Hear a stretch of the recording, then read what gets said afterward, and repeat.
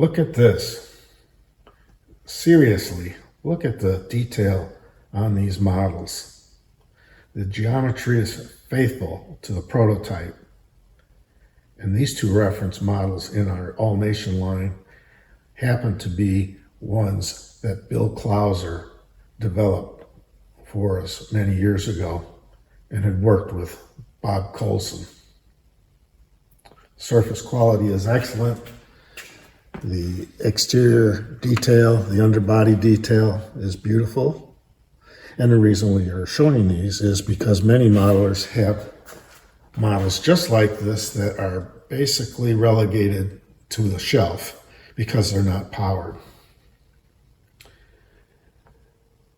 Everything that makes a locomotive, a switcher, a trolley car, a light rail vehicle, a doodlebug, you name it, that makes them go is the motor, the gearbox, the drivetrain, the pickup. And yet none of it exists for a lot of our models. None of it was designed, none of it was even thought about when shells are 3D printed or drawn up. You'll see a lot of 3D printed unpowered equipment, and that's the gap. And today we're going to close it. I'm John Webble with All Nation Line. We've been engineering O-scale mechanisms for a long time. What I'm going to walk you through today is the engineering discipline that separates a mechanism that runs reliable for decades from one that gets cannibalized for parts 6 months after it's built. So we'll be talking today about segment 1 and framing the problem. And when we're all done with this series of YouTube modeling, scratch-built power units, we'll cover about 16 assumptions. So you'll want to probably write these down before you design anything. Every one of them is a constraint. And constraints are not obstacles, they are the design. So let's get started. Segment 1, titled Framing the Problem. Before we get to the 16 assumptions in the next videos that we'll do, I want to spend 60 seconds on why they exist. Because if you don't understand the problem, the assumptions just look like a checklist. So here's the problem in a sentence. When you pick up a 3D printed locomotive shell, there are no standards underneath. None. Now, 3D printed, this is a copy of a detailed switcher cab. And when you take off all the build support material, there's a lot of detail a lot of times under here. Now, in the case of a switcher, we may want to set this on the frame and have the power under it. And again, this is an example of something that was created with the hood and all the exterior detail, but actually very little consideration for power that goes under this particular model. In a more advanced and difficult situation, this is an example of a very heavy model cast in bronze, and the ability to build a mechanism in this, of course, was very custom. We wanted to get the largest motor that we could squeeze into the space and yet get the best amount of traction out of this particular model once it was done.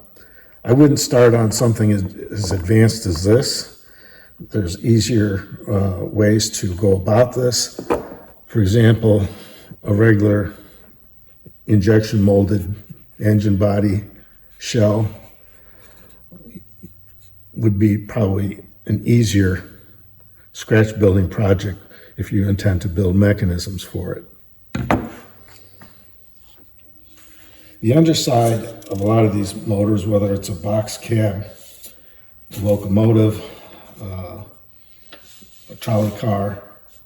They basically don't have a lot in common because the form factors change on the underside. Every one of the shells has a unique interior geometry as well. There's different floor widths, different ceiling heights from rail to floor, different truck center distances. And the designers of the shells, like in the case of the GP7 here, the talented people who made them look good, they weren't really thinking about they were thinking really about the outside of the model, but not so much the inside. So there's no standard to design a mechanism to. A mechanism has to be custom engineered for each body. That's not a complaint. That's the job, and that's exactly what the 16 assumptions that we'll cover will give you the discipline to do. Now, for the rest of the videos, I made the decision to not go with the super complicated, but we're going to develop a mechanism for the New Jersey light rail vehicle, the New Jersey River Line. And if you take the model and start putting the pieces together, and I'm not talking about the beauty of the body so much as I am the structure that's available for the floor. It's a three-piece unit that's articulated, basically, and the center unit is where the generator or diesel would be that drives the prototype.